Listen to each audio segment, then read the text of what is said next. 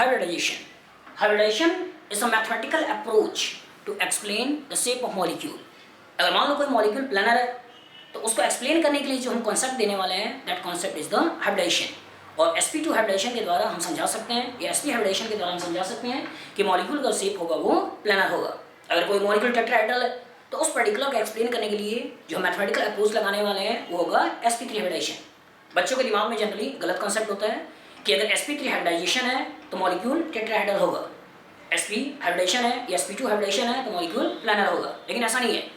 अगर molecule planar है तो इस प्लानरिटी को एक्सप्लेन करने के लिए जो हम हाइब्रिडाइजेशन देने वाले हैं, उस कॉन्सेप्ट देने वाले हैं वो होगा sp2 या sp हाइब्रिडाइजेशन. अगर मॉलिक्यूल टेट्राहेड्रल है तो उसको एक्सप्लेन करने के लिए हम जो कॉन्सेप्ट देने वाले हैं वो है sp3 हाइब्रिडाइजेशन.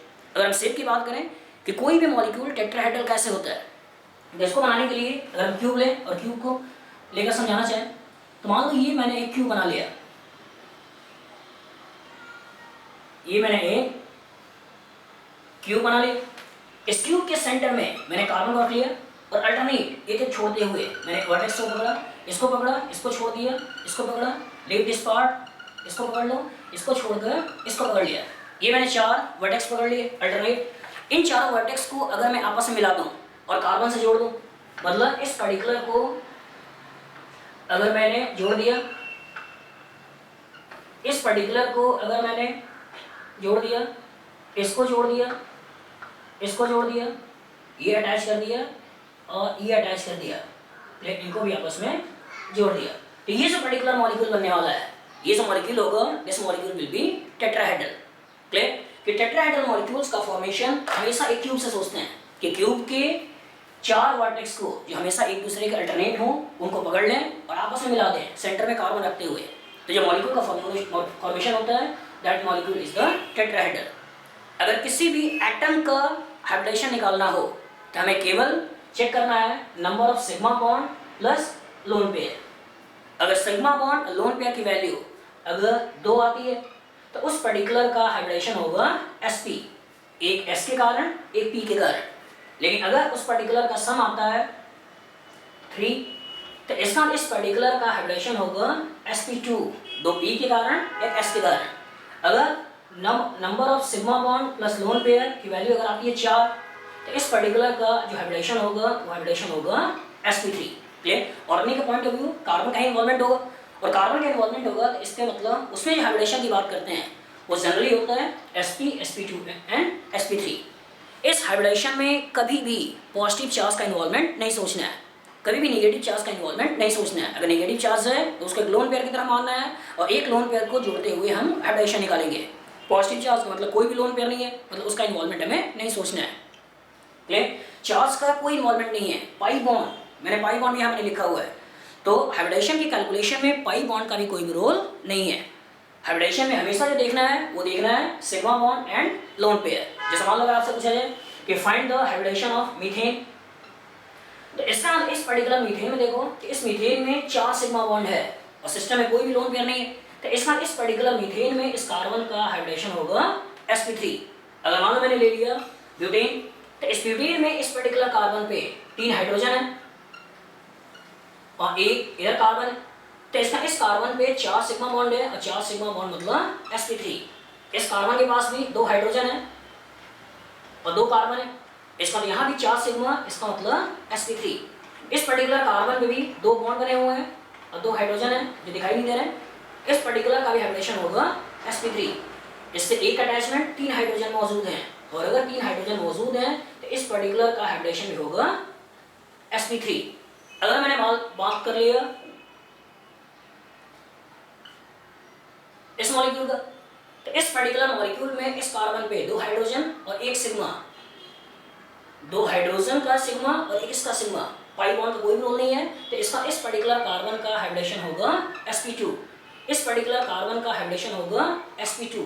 लेकिन इस पर्टिकुलर कार्बन पे 4 सिग्मा है sp3, 4 सिग्मा है sp3, 4 सिग्मा है sp3. अगर मैंने एलियस वाला केस भी ले लिया कि CH2 double bond C double bond CH2, तो इसका मतलब इस कार्बन पे 3 सिग्मा है 2 हाइड्रोजन के साथ एक कार्बन के साथ, तो इसका हाइब्रिडेशन होगा sp2. इस पर्टिकुलर कार्बन पे केवल 2 सिग्मा है, प्लेन 2 पाई बॉन्ड है, तो पाई बॉन्ड का इन्वॉल्वमेंट नहीं करना है और इसके बेसिस पे इसका हाइब्रिडेशन भी है sp। इस पर्टिकुलर में 3 सिग्मा और 3 सिग्मा मतलब यहाँ भी जो हाइब्रिडेशन हम सोचेंगे वो सोचेंगे sp2। मतलब कार्बन के पास कोई भी लोन पेयर नहीं है और जब कार्बन के पास लोन पेयर नहीं है तो हमें केवल देखना है सिग्मा बॉन्ड। लोन पेयर की बात चालू होती है नाइट्रोजन से, ऑक्सीजन से और हेलोजन से। लोन पेयर जनरली क्वेश्चन में लिखा हुआ नहीं होता है। लोन पेयर हमें खुद ही एज्यूम करना होता है कि अगर सिस्टम में नाइट्रोजन मौजूद है तो नाइट्रोजन के पास एक लोन पेयर होगा। अगर सिस्टम में ऑक्सीजन मौजूद है तो ऑक्सीजन के पास 2 लोन पेयर होंगे। अगर सिस्टम में हेलोजन है तो हेलोजन के पास 3 लोन पेयर होगा। जैसे मान लो आपसे क्वेश्चन पूछा है कि find the hybridization of ammonia, find the hybridization of nitrogen of ammonia. Clear? तो इसका मतलब नाइट्रोजन का लोन पेयर स्पेसिफाई नहीं होगा और जब नाइट्रोजन का लोन पेयर स्पेसिफाई नहीं होगा तो इसका मतलब ऐसा नहीं है कि यहाँ पे केवल 3 सिग्मा है, लेकिन ओरिजिनली इस नाइट्रोजन के पास एक लोन पेयर भी है। तो 3 सिग्मा प्लस 1 लोन पेयर, इसका हाइब्रिडेशन होगा sp3। क्लियर? अगर मान लो इसी पर्टिकुलर का रिएक्शन हम प्रोटॉन से करा दें और प्रोटॉन से रिएक्शन कराने के बाद अगर मैंने अमोनियम आयन का भी फॉर्मेशन कर दिया, अमोनियम आयन का भी फॉर्मेशन कर दिया, तो ओरिजिनली इस अमोनियम आयन में इस नाइट्रोजन ने 4 सिग्मा बॉन्ड बना रखा है। तो 4 सिग्मा बॉन्ड बना रखा है तो इस नाइट्रोजन का हाइब्रिडेशन भी होगा sp3 और इस पर्टिकुलर नाइट्रोजन का हाइब्रिडेशन भी होगा sp3। क्लियर? लेकिन एक चीज हमेशा दिमाग में रखनी है कि अगर कभी केस आ जाए A double bond B C के पास लोन पेयर, अगर केस आ जाए A double bond B C के पास लोन पेयर, तो इस पर्टिकुलर का शेप हमेशा प्लानर होता है क्योंकि सिस्टम रेजोनेंस में, बाद में आपको सिखाएंगे सिस्टम रेजोनेंस में। और अगर सिस्टम रेजोनेंस में है तो resonance is a property of planar molecule और प्लानरिटी जिसके द्वारा एक्सप्लेन हो सकती है वो हाइब्रिडेशन होगा sp या sp2। तो कभी कभी ऐसा दिखाई दे सकता है कि 2 लोन पेयर हो, क्लियर, 2 लोन पेयर हो और 2 बॉन्ड पेयर हो, हाइब्रिडेशन जनरली दिखाई देगा sp3, लेकिन ओरिजिनली वहां भी होगा sp2। कभी कभी ऐसा दिखाई दे सकता है 3 सिग्मा 1 लोन पेयर, तो उसमें हम जनरली कंफ्यूज होकर sp3 सोच सकते हैं, लेकिन वहां पर ओरिजिनली sp3 नहीं होगा बल्कि क्या होगा sp2। क्लियर? क्योंकि मैंने बोला था hybridization is simply a mathematical approach to explain the shape of molecule. तो मॉलिक्यूल का शेप देखा गया, मॉलिक्यूल का शेप प्लानर है और उस प्लानरिटी को एक्सप्लेन करने के लिए जो हम कॉन्सेप्ट देते हैं वो कॉन्सेप्ट देते हैं हाइब्रिडाइजेशन। जैसे मान लो ये वाला केस लेता हूँ, एनिलीन का केस लेता हूँ। तो एनिलीन में अगर हम ध्यान से देखें नाइट्रोजन को, तो नाइट्रोजन ने 3 सिग्मा बॉन्ड बना रखा है और एक लोन पेयर है। तो पहला ऑब्जर्वेशन ये कहेगा कि 3 सिग्मा एक लोन पेयर वैल्यू 4 मतलब हाइब्रिडेशन होना चाहिए sp3। लेकिन अगर हमने उसको sp3 कर दिया, टेट्राहेड्रल कर लिया, तो कभी भी इसका लोन पेयर इस पाई बॉन्ड के साथ कंजुगेशन में नहीं आएगा। लेकिन ये पर्टिकुलर लोन पेयर और ये पर्टिकुलर पाई बॉन्ड एक प्लेन में है और प्लेन में है मतलब इस पर्टिकुलर के अंदर रेजोनेंस है और रेजोनेंस है इसलिए इस पर्टिकुलर का जो हाइब्रिडेशन सोचेंगे वो हाइब्रिडेशन होगा sp3। तो हमेशा केयरफुल होइएगा कि अगर कभी A double bond B C के पास लोन पेयर आ जाए, क्लियर, उस पर्टिकुलर केस में उस मॉलिक्यूल का शेप हमेशा प्लानर होगा और प्लानरिटी एक्सप्लेन होगी sp2 या sp हाइब्रिडेशन से। इसी पर्टिकुलर में अगर मैंने ऑक्सीजन ले लिया और मैंने फिनॉल सोच लिया, तो इस पर्टिकुलर के पास 2 लोन पेयर हैं, 2 बॉन्ड पेयर हैं, तो पहला ऑब्जर्वेशन कहेगा sp3 हाइब्रिडेशन। लेकिन originally A double bond B C के पास lone pair, A double bond B C के पास लोन पेयर, इट मींस इसका जो हाइब्रिडेशन होगा, इसका भी जो हाइब्रिडेशन हम सोचेंगे वो सोचेंगे sp2 क्योंकि ये लोन पेयर रेजोनेंस में और लोन पेयर रेजोनेंस में है मतलब वो प्लानर है, तभी हम रेजोनेंस की बात सोच रहे हैं। अगर यही हेलोजन भी हो जाए और उसके पास 3 लोन पेयर हो जाए, अगर मैंने फ्लोरीन ले लिया और इसके पास 3 लोन पेयर सोच लिए, तो इस पर्टिकुलर केस में भी 3 लोन पेयर एक बॉन्ड पेयर 4 मतलब sp3 नहीं सोचना है, बल्कि इस पर्टिकुलर के अंदर भी A double bond B C के पास लोन पेयर मतलब इस एटम का हाइब्रिडेशन भी होगा sp2 नॉट sp3। क्लियर? तो मैं फिर से बोल रहा हूँ hybridization is simply a mathematical approach to explain the shape of molecule. अगर कभी क्वेश्चन सिंपल दे तो भी आसानी से लगाइए, कभी क्वेश्चन कॉम्प्लेक्स दे तो उस पर्टिकुलर में भी हमेशा इसका और इसका दिमाग में रखते हुए क्वेश्चन करिए। क्लियर? अगर क्वेश्चन कभी ऐसे दे दे और आपसे पूछ ले कि find the hybridization of each carbon, तो इसका मतलब इस कार्बन के पास sp2, इस कार्बन के पास sp2, इस कार्बन के पास sp3, ये कार्बन sp3, ये कार्बन sp2, ये कार्बन sp2, ये कार्बन sp2, ये कार्बन sp2, ये कार्बन sp3 और ये कार्बन sp3। क्लियर? कि हमेशा नंबर ऑफ सिग्मा बॉन्ड और लोन पेयर काउंट कर लो। लेकिन कभी कभी क्वेश्चन ऐसे पूछता है कि find the sp2 sp2 sigma bond. Clear? कभी क्वेश्चन ऐसे पूछ सकता है कि हो सकता है कि find the sp2 sigma bond present in this molecule.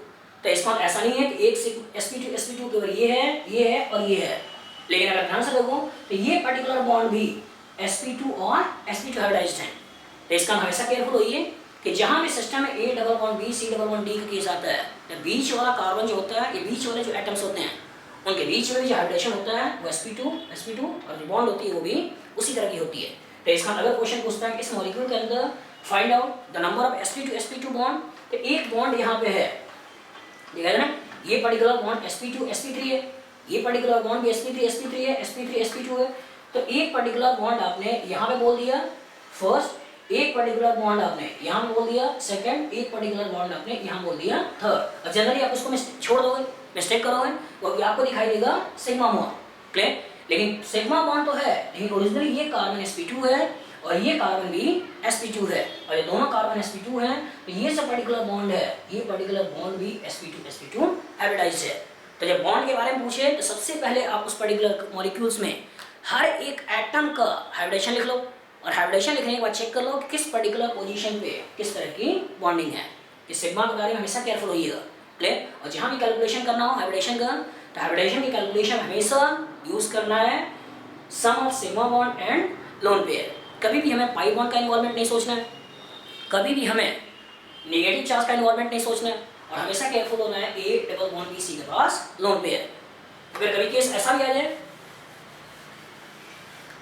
कि A double bond B C के पास नेगेटिव चार्ज, तो इसका यहाँ भी केस होगा रेजोनेंस का, और रेजोनेंस में केस होगा तो ये सब मॉलिक्यूल होगा, ये मॉलिक्यूल भी होगा प्लानर, और जब प्लानर होगा इसका भी हाइब्रिडेशन होगा sp या sp2। क्लियर? इस पर्टिकुलर केस में भी हमें टेट्राहेड्रल नहीं सोचना है। जैसे मान लो अगर क्वेश्चन ऐसा कहते कि CH3 CH2 नेगेटिव, तो अगर इस पर्टिकुलर को देखें तो ये जो कार्बन है 3 सिग्मा और एक नेगेटिव चार्ज मतलब लोन पेयर, तो इसका हाइब्रिडेशन तो हम sp3 बोलेंगे, नो डाउट, इसका हाइब्रिडेशन sp3 होगा। लेकिन यही क्वेश्चन अगर यहाँ पाई बॉन्ड बना कर देते कि CH2 डबल बॉन्ड CH और CH2 नेगेटिव, तो इसका मतलब A double bond B C के पास नेगेटिव चार्ज, तो यहाँ भी दिखाई दे रहा है 3 सिग्मा एक नेगेटिव चार्ज मतलब लोन पेयर, और हाइब्रिडेशन दिखाई दे रहा है sp3। लेकिन यहाँ भी जो हाइब्रिडेशन होगा वो हाइब्रिडेशन होगा sp2 because this particular negative charge is in conjugation with this pi bond. तो इसलिए हमेशा केयरफुल होइए, A double bond B C के पास नेगेटिव चार्ज हो और A double bond B C के पास लोन पेयर हो। उस केस में हाइब्रिडेशन की जो बात करेंगे वो जनरली हाइब्रिडेशन होता है sp2। प्लेन दो मॉलिक्यूल ऐसे हैं, क्योंकि मैंने शुरू में ही बोला था कि अगर मॉलिक्यूल प्लानर होगा तो हाइब्रिडेशन sp2 होगा, लेकिन अगर मॉलिक्यूल sp2 अगर एटम sp2 होगा तो कोई ज़रूरी नहीं है कि सिस्टम में उस पर्टिकुलर का हाइब्रिडेशन भी उसका से भी प्लानर हो। जैसे दो स्ट्रक्चर आपके दिमाग में हमेशा होना चाहिए। एक स्ट्रक्चर ये जिसमें हर एक एटम sp2 हाइब्रिडाइज्ड है, हर एक एटम sp2 हाइब्रिडाइज्ड है, लेकिन ओरिजिनली इस पर्टिकुलर मॉलिक्यूल का शेप ऐसा नहीं है, बल्कि इस मॉलिक्यूल का शेप ऐसा है, टर्ब शेप। तो इसका मतलब sp2 हाइब्रिडेशन होते हुए भी ये मॉलिक्यूल प्लानर नहीं है। और दूसरा मॉलिक्यूल जो हमको दिमाग में रखना है